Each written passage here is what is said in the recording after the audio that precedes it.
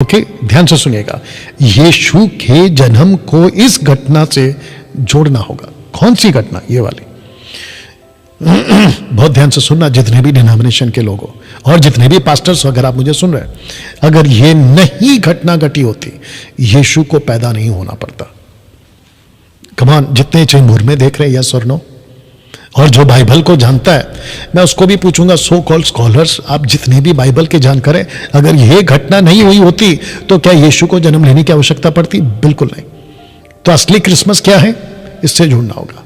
यीशु का पैदा होने का, जिसको हम क्रिसमस कहते हैं, उसकी वजह क्या है? यह घटना। तो जिसके चलते दोस्तों, मैं अभी जो स्लाइड रखने जा रहा हूं, मैं चाहता हूं कि आप इसको समझें, क्योंकि यह एक ऐसा काला सच है। लिखा है कि अदन की घटना वो ऐसा काला दिन था जिसमें पूरे मानव जाति का पतन हुआ था।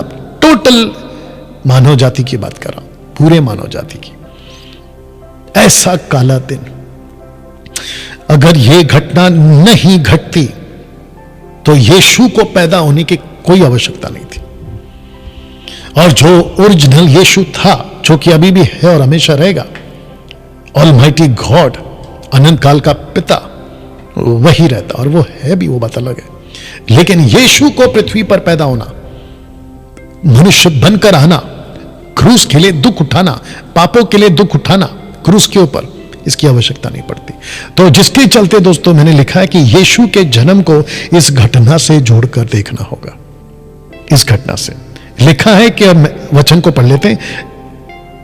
उत्पत्ति की किताब 3 अध्याय वचन 15, जेनेसिस 3:15, लिखा है कि मैं, यानी परमेश्वर यहोवा कह रहा है कि मैं तेरे और इस स्त्री के बीच में, तेरे वंश और इसके वंश के बीच में बैर उत्पन्न करूंगा। तो जब आप इस वंश को पढ़ते हैं तो ये इंग्लिश में सीड है, SEED, सीड। इसका हिब्रू ट्रांसलेशन भी रखूंगा। तो ये आपको इसको सीड पढ़ना है, बीज, सीड, वंश। ये बैर को उत्पन्न करूंगा। तो जिसके चलते परमेश्वर ने यहीं पे बता दिया था। बहुत ध्यान से सुना चेंबूर के लोगों, सब लोग फोकस करिए। यहीं पे बता दिया था कि यीशु, यानी कि जो ट्रायून गॉड, त्रिएक परमेश्वर में का एक व्यक्ति है, ईसा मसीह, यीशु मसीह, यशुआ मसीहा, उसको मानव बनना पड़ेगा, मनुष्य बनना पड़ेगा, मनुष्य बनना पड़ेगा। क्योंकि इस घटना ने इन दोनों के आत्मिक महिमा का वस्त्र उतार दिया था। जिस नजर से परमेश्वर इनको देखता था, वो कपड़े उतर गए थे। तो जिसके चलते, अब जो मैं रखने जा रहा हूं इसके नीचे बहुत ध्यान से देखिएगा, लिखा है कि वो ऐसा काला दिन था जिसमें पूरे मानव जाति का पतन हुआ था। पूरा मानव जाति नंगा हुआ था उस दिन। वचन कहां है? पढ़ लीजिए। उत्पत्ति 3:10 में जब परमेश्वर ने पूछा, आदम तू कहां है, जबकि वो जानता था कि कहां है, लेकिन उसको बताना चाहता था कि तू असलियत में कहां है। या तो लिखा है, क्योंकि मैं नंगा था, बिकॉज आई वॉज नेकेड। यह है पहली किताब और यह है आखिरी किताब इसी बाइबल की। तो पहली किताब में आदम और हव्वा को कहता है, वो कहते हैं कि हम नंगे हो गए, और यहां पर कलीसिया को भी कहता है, क्योंकि तू कहता है कि मैं तो धनी हूं, मेरे पास में यह है, लेकिन असलियत में तू नंगा है, तू नंगा है, नेकेड। यह लैंग्वेज बाइबल की है दोस्तों, यह लैंग्वेज बाइबल की है। बहुत ध्यान से सुनिएगा चेंबूर चर्च और जितने MMB के फॉलोअर्स हैं फेसबुक और यूट्यूब पर, यह है असलियत मानव जाति की। अगर यीशु उस दिन नहीं आते, ये वचन अगर परमेश्वर नहीं बोलता, मानव जाति के लिए कभी उद्धार का रास्ता खुलता ही नहीं। आप जो दारू पी के क्रिसमस को सेलिब्रेट कर रहे हो ना, त्योहार के रूप में, आप ये नहीं कर पाते। वो तो करना गलत है, वो बात अलग है, लेकिन ये नहीं कर पाते। इसको पहले समझो कि वचन क्या कह रहा है। इसको पहले समझो कि जो परमेश्वर है, अनंत काल का पिता, उसने मकसद क्या बनाया था क्रिसमस का। अगर इसको नहीं समझे तो मसीहत में आकर कोई फायदा नहीं है, गई भैंस पानी में। हाँ दोस्तों, मैं समझता हूं कि जब आप इन बातों को समझ रहे हैं तो मैं चाहता हूं कि इसको भी समझिए कि परमेश्वर ने आदम और हव्वा के लिए एक्चुअली योजना बनाई क्या थी, ताकि वापस यीशु पृथ्वी पर आकर पैदा होकर मानव रूप में, क्रूस पर मरे मानव रूप में, क्रूस पर मरे मानव रूप में, और जी उठे परमेश्वर के वापस असली रूप में। या इन सब को करने के लिए आपको यह समझना जरूरी है कि जब परमेश्वर ने आदम को बनाया था ना, और जब उनकी रचना की थी ना, जितनी इंफॉर्मेशन बाइबल के हिसाब से वो बात कर रहा हूं मैं आपसे, तो लिखा है कि परमेश्वर ने कहा हम मनुष्य को अपने स्वरूप के अनुसार अपनी समानता में बनाए, और वे समंदर की मछली हो, आकाश के पक्षी हो, घरेलू पशु हो, और सारी पृथ्वी पर, याद रखो सारी पृथ्वी पर, ना केवल इजराइल की बात हो रही है, क्योंकि परमेश्वर ने कभी नहीं कहा कि मैं सिर्फ इजराइल को बचाऊंगा और मैं यहूदियों को बचाऊंगा, नेवर। उसने कहा कि सारी पृथ्वी पर सब रेंगने वाले जंतुओं और जो पृथ्वी पर रेंगते अधिकार रखें, अधिकार रखें। ये था इनका मकसद। ये हो गया एक। दूसरी बार फिर कहता है परमेश्वर ने उनको आशीष दी और उनसे कहा फूलो फलो पृथ्वी में भर जाओ और उसको अपने वश में कर लो, पृथ्वी में भर जाओ, उसको अपने वश में कर लो। ये हो गया दो। अभी आ रहा तीसरा। फिर कहता है समंदर की मछलियों तथा आकाश के पक्षियों और पृथ्वी पर रहने वाले सब जंतुओं को या जंतुओं पर अधिकार रखो। तो देख लीजिए कि अधिकार एक बार, वश में कर लो दो बार, फिर कहता है अधिकार। यह था असली मकसद। मैंने अभी आपको थोड़ी देर पहले क्या कहा था? सुपरस्टिशियस, आप लोग वहम का शिकार। और जितने भी सुन रहे हैं, आप ईसाई नहीं हो सकते, उसके बावजूद तुमसे कह रहा हूं, क्योंकि तुम निकले ही इसी आदम और हवा में से हो। तुम्हारी जो नस्ल है ना, तुम्हारी जो जनरेशन है, वो इसी में से निकली है। मानो या मत मानो, बहस करना है तो आओ बैठो टेबल पे। ये है सच्चाई। तो परमेश्वर ने इस मकसद के साथ रखा था, लेकिन सुपरस्टिशियस के शिकार क्यों हो गए? वो इसलिए हो गए क्योंकि तुम्हारा परमेश्वर, जिसको कहते हैं असली बाप, जिसको कहते हैं असली बाप, वो तुमसे अलग हो गया है। और ये कब हुआ? इस दिन। ये वो काला दिन था जहां मानव जाति नंगी हो गई, महिमा का कपड़ा उतर गया। परमेश्वर जिस नजर से देखता था, उस नजर से नहीं देख पा रहा है मानव जाति को पूरी पृथ्वी पर, जबकि ऐसा देखना था, लेकिन नहीं देख पाया ना। डैनियल भाई, वक्त को ध्यान में रखते हुए, जितने चेंबूर के लोग हैं ध्यान दीजिएगा, इसको बिगाड़ा किसने? तो एंट्री होती है पुराने सांप की। पुराना सांप। अब पुराने सांप से मेरा मतलब सिर्फ अदन की वाटिका तक नहीं है। जब परमेश्वर इस लैंग्वेज को यूज करता है प्रकाशित वाक्य 12:9 में, जो कि मैं भी रखूंगा, और उसको एक और नाम देता है इंग्लिश में, उसको भी रखूंगा, तो यह सिर्फ अदन की वाटिका तक की बात नहीं हो रही, उसके पहले भी की बात हो रही है। क्योंकि जब लूसीफर नीचे फेंका गया तो उसको यह नाम मिला, सांप, पुराना सांप। मैं बताता हूं आपको। नाउ रेवलेशन चैप्टर 12 वर्स 9 कहता है कि वह बड़ा अजगर, एक्सक्यूज मी, लिखा है कि अर्थात वह बड़ा अजगर, अर्थात वही पुराना सांप जो इब्लीस और शैतान कहलाता है। इसका मतलब क्या है? अदन की वाटिका के पहले का कहानी है ये तब से ऐसी हरकत में है। इंग्लिश में लिखा है the great dragon, the great dragon, the old serpent called the devil and Satan. जी हां, इसकी एंट्री होती है अदन की वाटिका में। इसकी एंट्री होती है अदन की वाटिका में।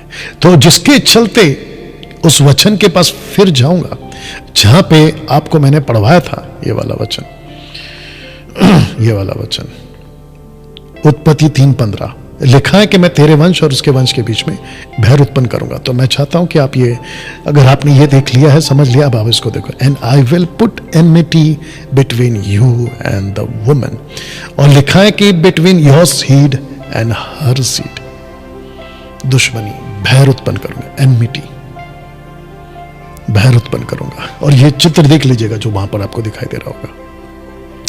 और जब मैंने कहा था कि इसको कहते हैं सीड, वंश, तो उसका जो आप देख लीजिएगा वहां पर, बहुत छोटा है बट मैं चाहता हूं जूम करके बाद में देख लेना। और उसको कहते हैं जीरा। जीरा जब ये शब्द यूज होता है हिंदी में, इंग्लिश में, तो हिब्रू में वो ट्रांसलेशन आया है या लिखने में आया मूसा के द्वारा जीरा। और ये प्लूरल भी होता है और सिंगुलर भी होता है। या सीड, सीड बीज। यीशु वो वंश बनकर आया मानव जाति के लिए। यीशु वो बीज बनकर आया मानव जाति के लिए। और ये बीज कहां पैदा हुआ? एक औरत में। कुछ मुस्लिम स्कॉलर्स कहते हैं ऐसे कैसे हो सकता है, मरियम कैसे बिना शारीरिक संबंध के पैदा कर सकती है? हे बेटा, ऊपर जो बैठा है ना वो सबका बाप है। जो सिस्टम को तुम जानते हैं ना, अभी मेरा सिंपल एग्जांपल देता हूं, मेरे हाथ में ये रिमोट है, ये बैटरी से चलती है, दैट्स इट। अगर इसमें बैटरी नहीं डालोगे, तुम जमीन आसमान एक कर दो, कुछ नहीं कर सकता, ये नहीं चलेगी। जमीन आसमान एक कर दो, क्योंकि इसको वैसा ही बनाया गया है। लेकिन जिसको हम परमेश्वर कहते हैं ना, वो कैसे भी कर सकता है। इतना दिमाग में लेकर आओ। एनीवे, वहां पे नहीं जाऊंगा। तब परमेश्वर ने मानव जाति को बचाने के लिए अपना बीज एक औरत में बोया। और मरियम के बारे में बिल्कुल ज्यादा नहीं बोलूंगा, ध्यान रखते हुए, वक्त को ध्यान में रखते हुए, मरियम के बारे में बिल्कुल साफ कहा, उसका किसी प्रकार का शारीरिक संबंध नहीं होगा। उसकी मंगनी हुई थी, एंगेजमेंट जोसेफ से, दैट्स इट, जोसेफ से। और पवित्र आत्मा उस पे छाया करेगा और वो पुत्र जनेगी, यानी कि वो बीज को पैदा करेगी। और वो बीज इतने पेड़ पैदा करेगा, इतने वंश पैदा करेगा, इतने लोगों को पैदा करेगा, सोच नहीं सकते, जिसके चलते क्रिसमस सुसमाचार का दिन है, क्रिसमस संदेश का दिन है, क्रिसमस किसी को मैसेज सुनाने का दिन है, क्रिसमस यीशु के बारे में उनके इस काले दिन को याद दिलाने का दिन है, इस काले दिन को याद दिलाने का दिन है। क्रिसमस उनको बताने का दिन है कि तुम्हारी असलियत ये थी, लेकिन किसी ने तुमको फंसा दिया। क्रिसमस वो बीज है जिसकी प्रोफेसी हुई थी, जिसकी प्रोफेसी हुई थी। और यहां से स्टार्ट हो गया था क्रिसमस। 2023-24 साल पहले नहीं मेरे दोस्त। वाह दोस्तों, कैसा लग रहा है? तो जिसके चलते परमेश्वर ने एक औरत को अपनी नजर में रखा, और वो औरत का नाम था मरियम। वो मरियम कौन सी जात की होगी, उसकी फिर डिजाइन की गई। बहुत ध्यान से सुनना यहूदियों और इजरायलियों, इस औरत की एक, जिसको कहते हैं ना, पूरा डिजाइन किया गया, स्टोरी बनाई गई, जिसको परमेश्वर बनाता है। परमेश्वर ने कहा कि मैं मानव जाति में से अपने लिए अलग से एक ऐसी जाति तैयार करूंगा जिसको मैं नाम दूंगा इज़राइल। इज़राइल। अब्राहम से शुरू किया, याकूब से लेकर गया, इसहाक के पास पहुंचा, जोसेफ के पास पहुंचा, मोसेस तक पहुंचा, जोशुआ तक पहुंचा, और ऐसे करते करते यीशु तक पहुंचा। और यीशु के पहले इस औरत को, जिसका नाम है मरियम, उसके जो वंशज हैं, जेनोलॉजी जिसको कहते हैं वंशज, वो पीछे से अब्राहम से कनेक्ट होते हैं। लूक के हिसाब से आदम तक कनेक्ट करती है। ओके, ध्यान से सुनना। इस औरत को यहूदी बनाकर ही लोगों के बीच में लाना था, क्योंकि बाकी किसी जाति, उस वक्त की बात कर रहा हूं, उसमें से पवित्र कुंवारी नहीं लाना चाहता था और नहीं ला पाएगा, क्योंकि उनको सब कस्टम सिस्टम फॉलो करना था। तुम मूर्ति पूजक नहीं हो सकते मरियम, तुम बाकी तरीके से नहीं जी सकती मरियम, तुम सांसारिक जीवन नहीं जी सकती मरियम, तुमको एक पैटर्न को फॉलो करना होगा मरियम। और जिस यीशु को मैं तुम्हारी कोख से पैदा कराऊंगा, उसका एक स्ट्रक्चर मैंने बना के रखा है, और वो टैबरनैकल से स्टार्ट होता है। अगर हम टैबरनैकल की स्टडी करें तो उसमें A to Z, 1 से 100 तक में आपको यीशु ही दिखेगा। अद्भुत डिजाइन किया उसने यीशु को पृथ्वी पर लाने का, उस बीज को, उस वंश को, और वो मरियम ही थी। और यही वजह थी कि परमेश्वर को इज़राइल चाहिए था, परमेश्वर को इज़राइल में से एक जाति चाहिए था, यहूदी। और तब यह पैदा हुआ। तो जिसके चलते यशायाह 7:14 एक प्रोफेसी करता है। आइए सुनते क्या लिखा है। इस कारण प्रभु आप ही तुमको एक चिन्ह देगा, एक साइन देगा, चिन्ह। और वो चिन्ह होगा, देखा, कहता है सुनो, एक कुंवारी गर्भवती होगी, एक पुत्र जनेगी, उसका नाम इमैनुअल रखना। इसका मतलब क्या है? इमैनुअल का मतलब क्या है? परमेश्वर हमारे साथ। जिस दिन बच्चा पैदा होगा, परमेश्वर हमारे साथ। आपको याद रखना होगा कि आदम का मकसद क्या था। आदम का मकसद था पृथ्वी को अधिकार में रखो। आदम का मकसद था बनाने का, आदम और हवा की बात कर रहा हूं। मकसद था पृथ्वी पे फैल जाने का। उसको लेकर कहता है, उसको फिर से याद दिलाता है, एक निशानी दूंगा, और वो निशानी ये होगी कि एक यहूदी औरत गर्भवती होगी, एक इजरायली औरत गर्भवती होगी, उसका नाम मरियम होगा, उसकी मंगनी हुई होगी जोसेफ से, और जिसके बाद वो एक बच्चा पैदा करेगी। लिखा है कि कुंवारी गर्भवती होगी, पुत्र को जन्म देगी, बेटा, सन।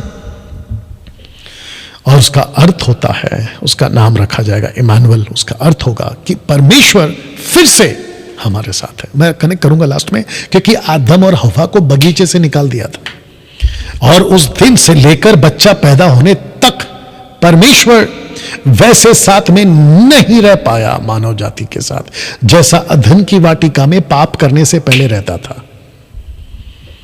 वाह दोस्तों, कैसा लग रहा है?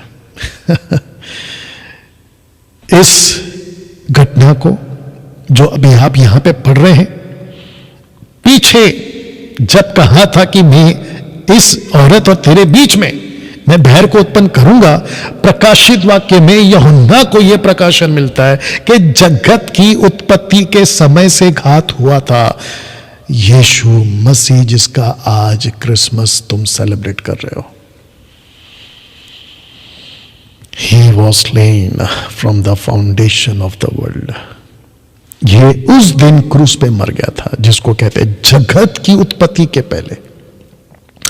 दानियल भाई, कैसे? मैं आपको एक कनेक्शन देता हूं, अदन की वाटिका में आपको फिर ले जाता हूं। आपको याद होगा कि जब परमेश्वर ने कहा कि इसको निकाल देता हूं, लेकिन उसके पहले एक जानवर मरा था, एक जानवर मरा था, एक एनिमल मरा था। लिखा है कि यहोवा परमेश्वर ने आदम और उसकी पत्नी के लिए चमड़े के अंग रखे बनाकर उनको पहना दिए। ये चित्र देख लो आप। और आपको पता है, चमड़े के, जब उसको इस जानवर को या एनिमल को या पशु को, ऐसा बोलेंगे, और ये पशु को मैं आगे कनेक्ट करूंगा, इसको यूहन्ना क्या नाम देता वो भी बताऊंगा, ठीक है ना। उस चमड़े में गीला खून था, लहू, क्योंकि पापों की क्षमा परमेश्वर ने नियुक्त कर दिया था। पापों की क्षमा अगर मिलेगी लहू बहने से, लहू बहने से, या तो इस चमड़े के कपड़े में लहू था, वो भी गीला, जब उनके बदन में आया। इसको कहते हैं टेम्पररी ब्लड, टेम्पररी ब्लड।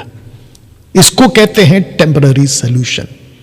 इसको कहते हैं कि जब तक परमानेंट और परफेक्ट ब्लड तुम्हारे बदन पे नहीं आएगा ना, उस आत्मिक कपड़े के साथ, तो अब तक यह कपड़ा पहनो, क्योंकि तुम मेरी नजर में अंजीर का कपड़ा तो, पत्ता बांध के कपड़ा तो पहन लिया, लेकिन उसके बावजूद तुम मुझे नंगे दिख रहे हो, नेकेड दिख रहे हो।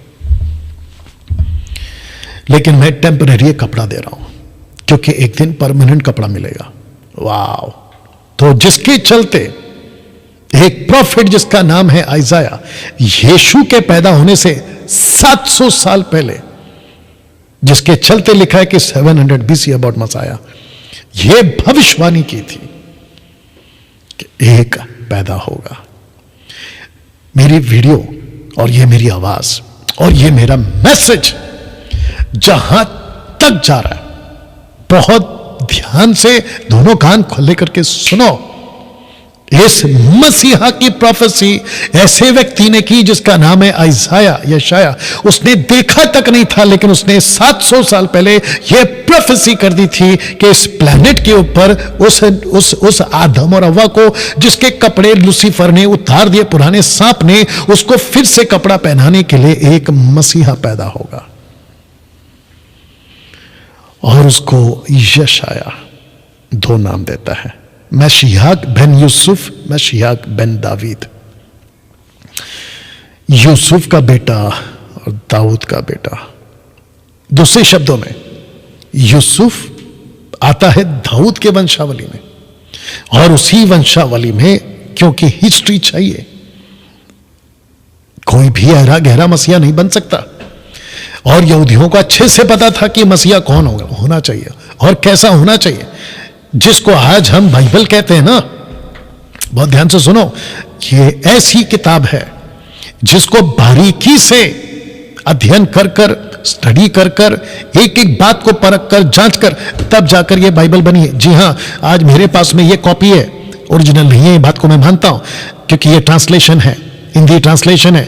जब ओरिजिनल मैन्युस्क्रिप्ट लिखा गया था, मैं उसकी बात कर रहा हूं, क्योंकि उसके बाद में कॉपीज आती है, कॉपीज ऑफ कॉपीज, उस कॉपीज, मुझे उससे कोई दिक्कत नहीं है, वो चाहे हिंदी हो, मराठी हो, गुजराती हो, तमिल हो, तेलुगु हो, इंग्लिश हो, कोई भी हो, लेकिन बड़ी बारीकी से जांच कर ये बात को आज मुझ तक, आप तक पहुंचाई जा रही है, दुनिया के लोगों के कौमों तक पहुंचाई जा रही है।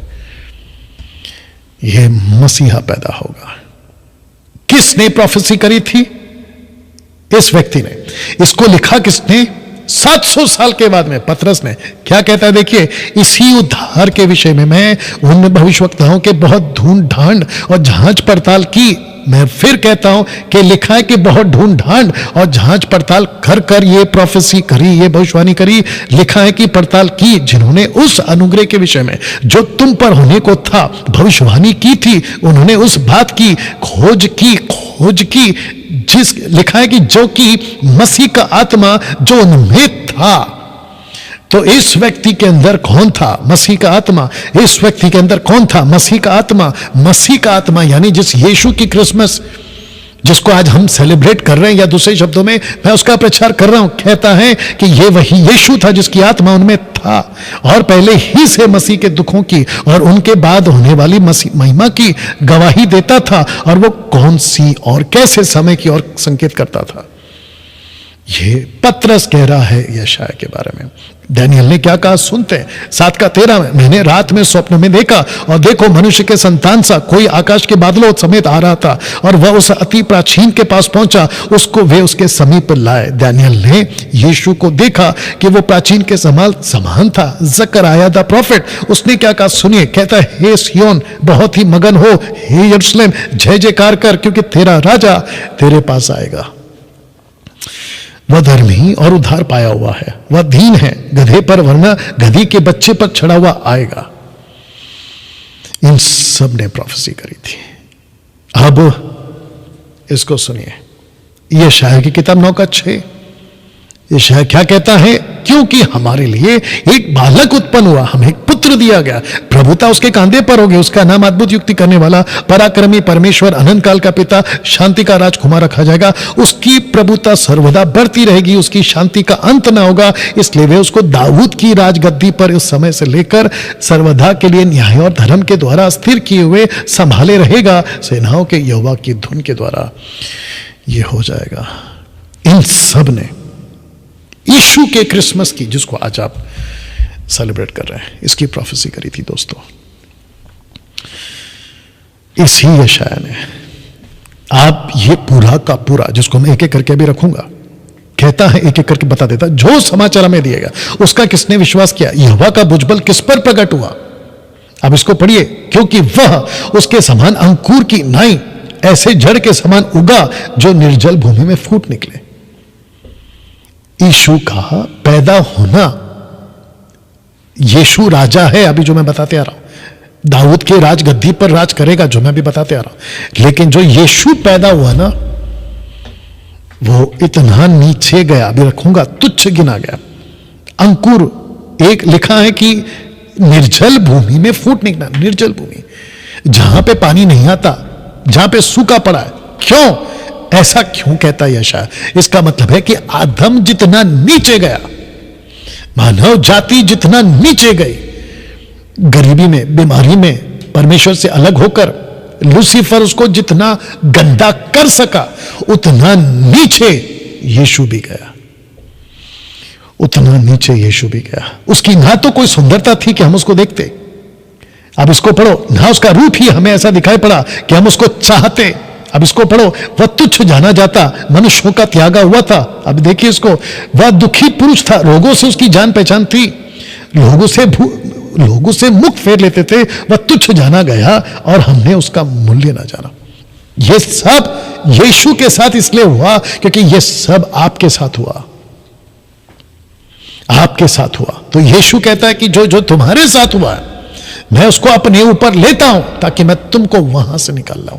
इसलिए तो कहता है ना पौलुस कि वो धनी था लेकिन वो कंगाल बना। वो धनी था कि वो कंगाल बना। क्यों? ताकि तुम धनी हो जाओ। किस मामले में? पैसे के मामले में नहीं, इन सब मामलों में।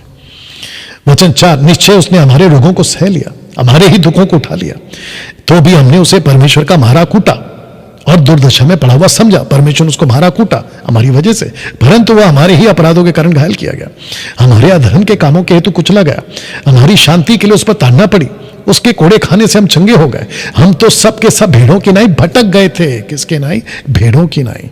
ये भेड़ों का शब्द याद रखना, भेड़ों की नाई, इसको याद रखना लास्ट में।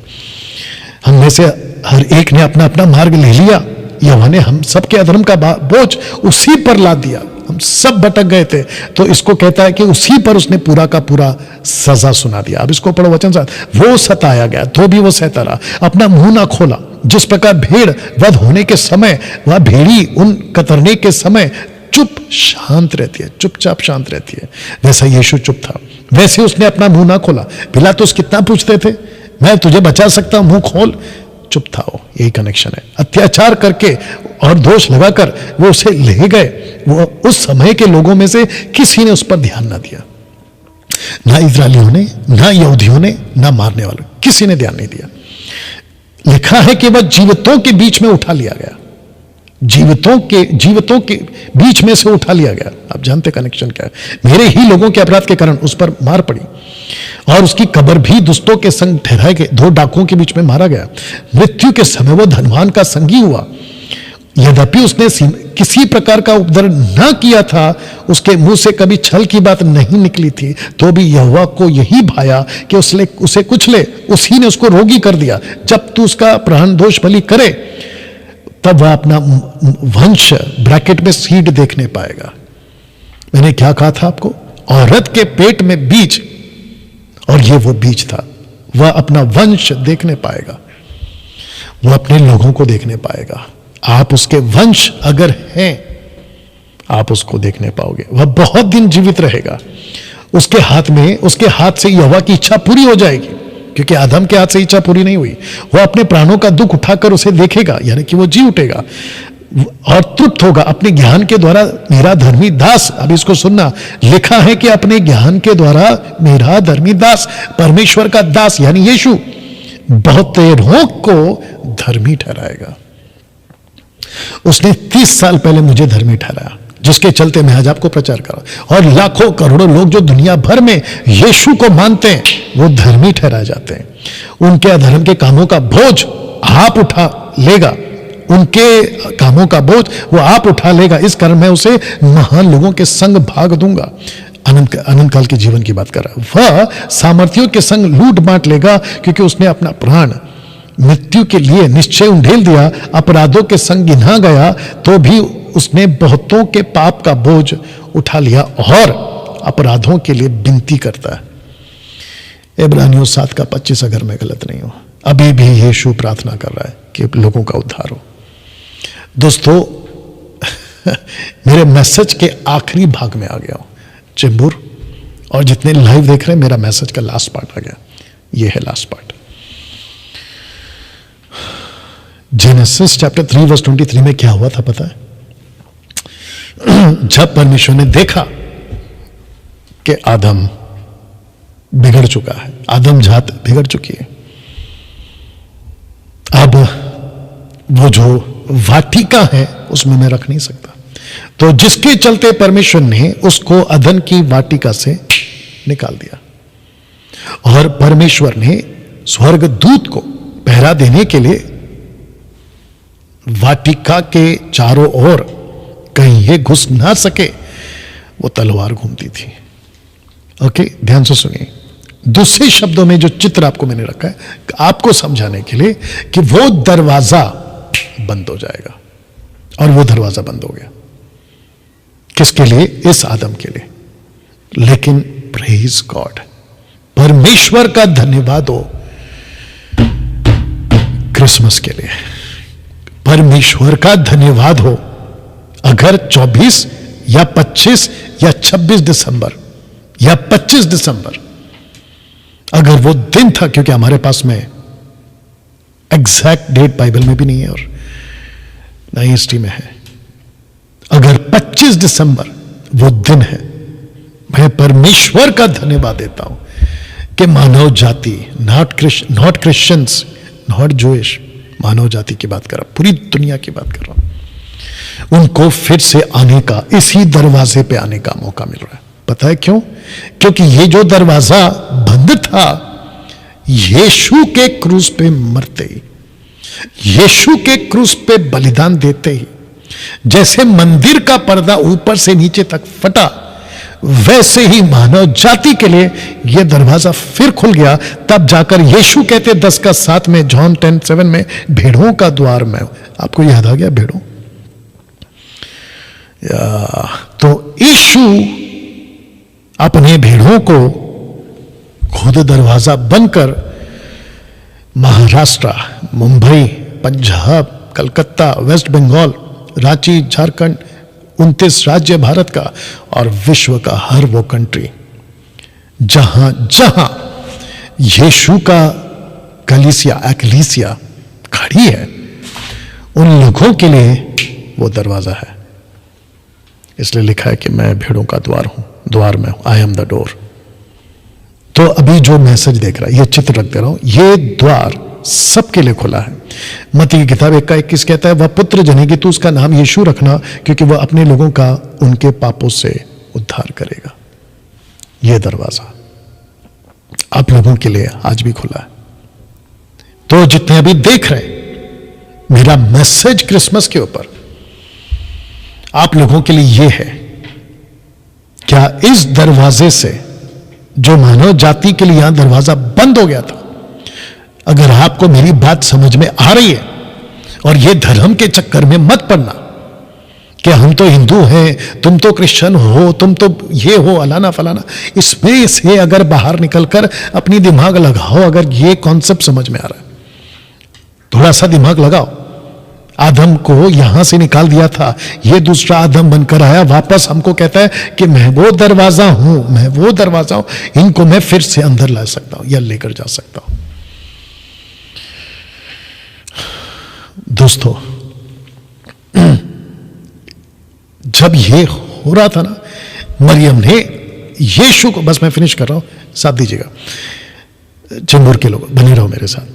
जब मरियम बच्चा पैदा कर चुकी, उसी अगले क्षण, कुछ मिनटों के बाद, यहां पे देख लीजिएगा कि कुछ गडरिये वहां थे। इसको आप लोग पढ़ लीजिएगा, मैं नहीं पढ़ूंगा। कुछ गडरिये वहां पे थे जो रात के वक्त में अपनी भेड़ बकरियों को चरा रहे थे। ये वो भेड़ बकरियां हैं जो सैक्रिफाइस के लिए दी जाती, उनके ये चरवाते। और जीसस क्राइस्ट, और स्वर्गदूत आकर कहता है, स्वर्गदूत आकर कहता है, एक स्वर्गदूत आकर कहता है उन गडरियों को कि देखो, तुम लोगों के लिए एक अच्छा समाचार है कि अब तुमको इन भेड़ बकरियों की, जिनकी तुम रखवाली कर रहे हो, इसकी जरूरत नहीं है, क्योंकि द परफेक्ट ब्लड, और वो परफेक्ट मेमना भी रखूंगा, मिल चुका है, पैदा पृथ्वी पे हो चुका है। अब किसी प्रकार के दूसरे जानवरों की बलि की जरूरत नहीं है। या ताली बजनी चाहिए चेंबूर के लोगों, और जितने लाइव देख रहे हैं उनको बोल रहा हूं। कहता है कि तब स्वर्गदूत ने उससे कहा, मत डरो, क्योंकि देखो मैं तुम्हें बड़े आनंद का सुसमाचार सुनाता हूं, जो सब लोगों के लिए लिखा है कि सब लोगों के लिए, it is not for Israel only, for Israel, it is not for only Jewish, ये सब लोगों के लिए होगा। आज दाऊद के नगर में तुम्हारे लिए उद्धार करता जन्मा है। ये वही मसीह प्रभु है, और यही मसीह प्रभु है। उसका तुम्हारे लिए पता है कि तुम एक बालक को कपड़े में लिपटा हुआ चरनी में पड़ा पाओगे। तब एक स्वर्गदूतों के साथ स्वर्गदूतों का दल परमेश्वर की स्तुति करते हुए ये कहते हुए दिखाई दिए, आकाश में पृथ्वी परमेश्वर की महिमा, और पृथ्वी पर, नॉट इज़राइल पर बल्कि पृथ्वी पर मनुष्यों में पूरा का पूरा स्वर्ग नीचे आ गया, पूरा का पूरा स्वर्गदूत नीचे आ गया, परमेश्वर का एक दल नीचे आ गया, और उन्होंने गीत गाए, उन्होंने गवाहियां दी, उन्होंने कहा कि अब किसी और जानवर की बलि की जरूरत नहीं है, क्योंकि मानव जाति को अदन की वाटिका से जो निकाल दिया था, उनके लिए एक दरवाजा बनकर फिर वापस कोई आ गया। कैसा लग रहा है? और जिसको यूहन्ना क्या कहता है पता है? जॉन द बैप्टिस्ट, ये लास्ट है, कहता है उस दूसरे दिन उसने यीशु को अपनी ओर आते देखकर कहा, देखो ये परमेश्वर का मेमना है जो जगत के पाप उठा ले जाता है। ये वो मेमना है।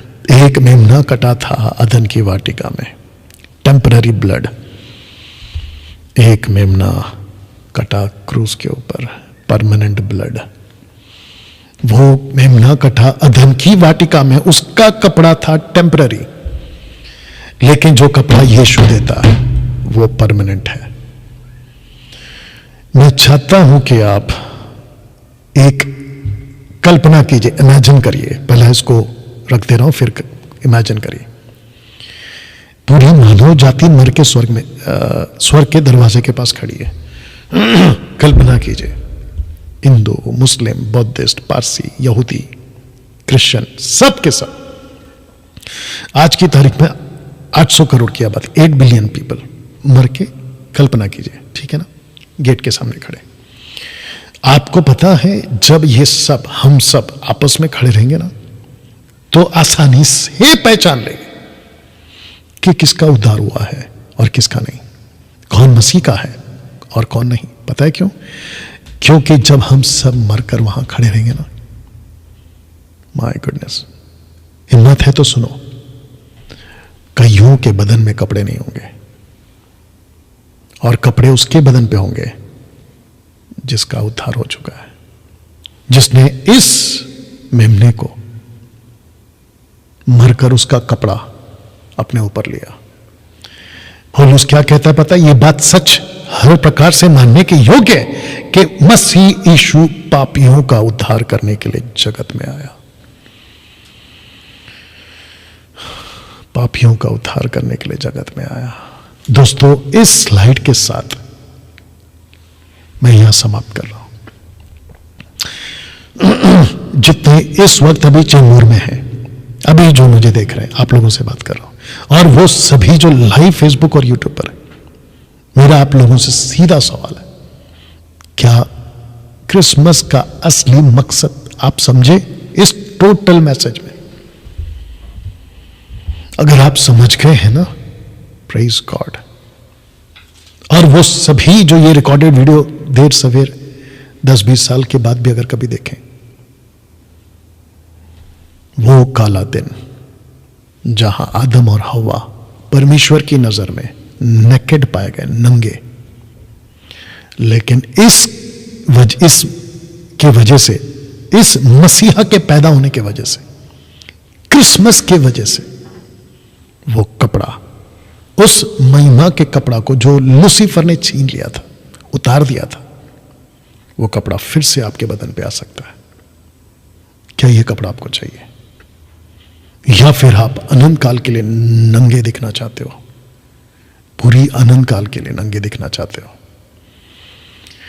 चॉइस इज योर्स, चुनाव आपका है।